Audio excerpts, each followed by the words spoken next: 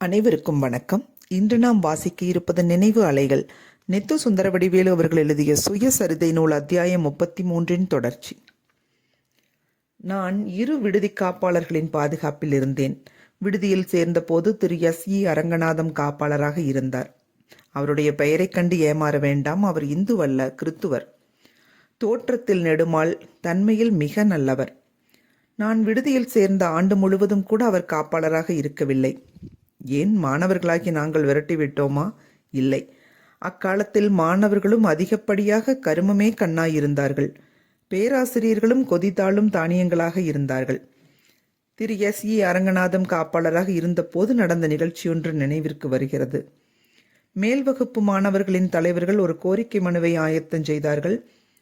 விடுதியில் உடற்பயிற்சிக்காக மூடு அரங்கம் கட்ட வேண்டும் என்பது மாணவர்களின் கோரிக்கை. பலரையும் சேர்த்து கொண்டு பேட்டி காணச் சென்றார்கள். அக்கோரிக்கை மனுவை கொடுத்தார்கள். காப்பாளர் மனுவை ஓரெழுத்தும் விடாமல் படித்தார். எஃகு போன்ற உடலை உருவாக்கி கொள்ள உங்கள் பருவமே ஏற்றது. நீங்கள் உடற்பயிற்சி அரங்கம் கேட்பதை பற்றி நான் மகிழ்கிறேன். விடுதியின் ஆட்சிக்குழுவின் முன் இதை வைக்கிறேன் என்று இனிமையாக பதில் கூறி அனுப்பினார். பல நாள்கள் சென்றன. மாணவ தலைவர்களுக்கு அழைப்பு வந்தது. மாணவர்கள் குறிப்பிட்ட நேரத்தில் பேட்டி கண்டார்கள். உங்கள் மனுவை பற்றி பலமுறை சிந்தித்தேன். ஐயம் ஒன்று அடுத்தடுத்து வந்தது. உங்களை கேட்டால் தெளிவு பிறக்கும் என்று நினைத்தேன். எனவே சொல்லி அனுப்பினேன். உங்கள் வயதில் பல்வேறு அவாக்கள் போட்டி போடுவது இயற்கை. நன்றாக உடற்பயிற்சி செய்து உடல் உரம் பெற நினைப்பது புரிகிறது. அதே நேரத்தில் மற்ற விடுதிகளில் இருப்போருக்கு இல்லாத தனி வசதியொன்று விக்டோரியா விடுதியில் தங்குவோருக்கு இருக்கிறது. வெளியே 10 அடி நடந்தால் கடற்கரை. சென்னை கடற்கரை நீண்டது, உலகத்தில் 2வது சிறப்புடையது என்று பலரும் சொல்ல கேட்டிருக்கிறேன். இயற்கை அழகோடு மக்கள் அழகையும் மாலை நேரங்களில் கண்டு மகிழ வாய்ப்புண்டு. உங்களில் பலர் வெளியூர்களில் வேலை செய்ய நேரிடலாம். அவர்கள் சென்னை கடலோரம் உலாவி பலரையும் கண்டு மகிழும் வாய்ப்பை பின்னால் பெற இயலாது. உடற்பயிற்சியை அநேகமாக எங்கும் பெறலாம். விடுதியில் உள்ளரங்கத்தில் முடங்கி விடுவதா, மாலைதோறும் கடற்கரை காட்சிகளில் திளைப்பதா? இரண்டில் எதற்கு முன்னுரிமை கொடுக்க விரும்புகிறீர்கள்? உடன் உறைவோரையும் கலந்து கொண்டு வந்து சொல்லுங்கள். உங்கள் விருப்பத்தை ஒட்டி சிந்திக்கிறோம். இப்படி இதமாக கூறினார் காப்பாளர் அரங்கநாதம். மாணவ தலைவர்கள் வெள்ளை கொடி காட்டிவிட்டார்கள். மாலை நேரங்களில் கடலோரம் சுற்றி வந்து வெளிச்சம் போடுவதையே விரும்புவதாக அறிவித்து விட்டு வந்தார்கள். நாங்களும் அவ்விதமே கருதினோம். பூசல் பூக்கவில்லை. சில திங்கள்களுக்கு பிறகு திரு S.E. அரங்கநாதத்தை புதிதாக அமைக்கப்பட்ட அண்ணாமலை பல்கலைக்கழகத்திற்கு முதல் துணைவேந்தராக நியமித்தார்கள்.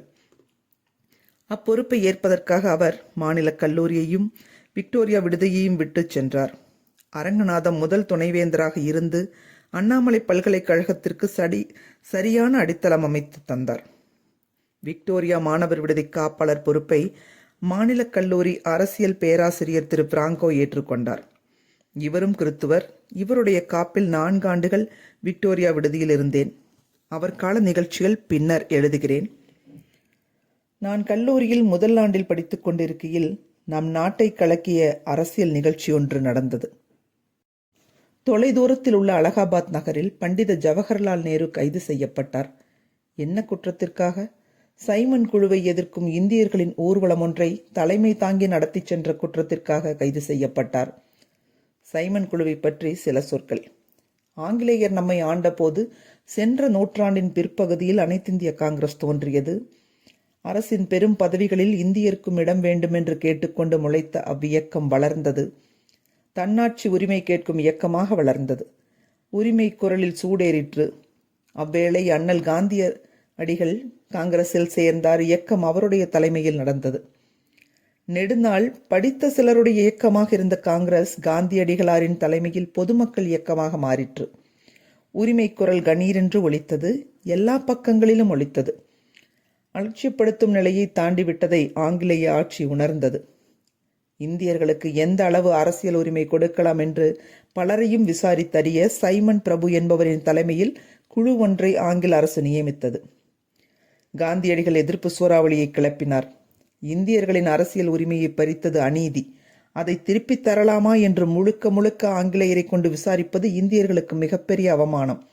எனவே சைமன் குழுவோடு ஒத்துழைக்காதீர்கள், நாட்டு மக்களின் வெறுப்பை வெளிக்காட்டுங்கள் என்று காந்தியடிகள் கட்டளையிட்டார். இக்கட்டளைக்கேற்ப சைமன் குழு அலகாபாத்திற்கு சென்ற வேளை எதிர்ப்பு தெரிவிக்கப்பட்டது. அதன் அடையாளமான எதிர்ப்பு ஊர்வலத்தை பண்டித ஜவஹர்லால் நேரு நடத்தினார். அதற்காக கைதானார். அச்செய்தி சென்னைக்கு எட்டிற்று. ஆண்கள் கலைக்கல்லூரிகள் 3. மாநிலக் கல்லூரி இப்போதுள்ள இடத்திலேயே இருந்தது. கிறிஸ்துவ கல்லூரி உயர்நீதிமன்றத்திற்கு எதிரில் இருந்தது. பிறகே தாம்பரத்திற்கு சென்றது. பச்சையப்பன் கல்லூரியோ இன்றைய சுபாஷ் சந்திரபோஸ் சாலையில் தொலைபேசி மையத்திற்கு எதிரில் நடந்து வந்தது. 3 கல்லூரி மாணவ தலைவர்களும் இரவோடு இரவு திட்டம் தீட்டி செயலில் இறங்கினார்கள். மறுநாள் வழக்கம் போல் கல்லூரிக்கு சென்றோம். எல்லா வாயில்களிலும் தொண்டர்கள் நின்றிருந்தார்கள். கல்லூரிக்கு செல்லாமல் வேலை நிறுத்தம் செய்யும்படி வேண்டினார்கள். விளைவு, பெரும்பாலானோர் திரும்பிவிட்டார்கள். மொத்தத்தில் 140 பேர்கள் போல கல்லூரி வகுப்புகளுக்கு சென்றார்கள். வேலை நிறுத்தம் செய்தவர்கள் ஊர்வலம் செல்லவில்லை, வழியில் குழப்பம் விளைவிக்கவில்லை, அமைதியாக போய்விட்டார்கள். தொடர்வோம். அலைகள் ஓய்வதில்லை.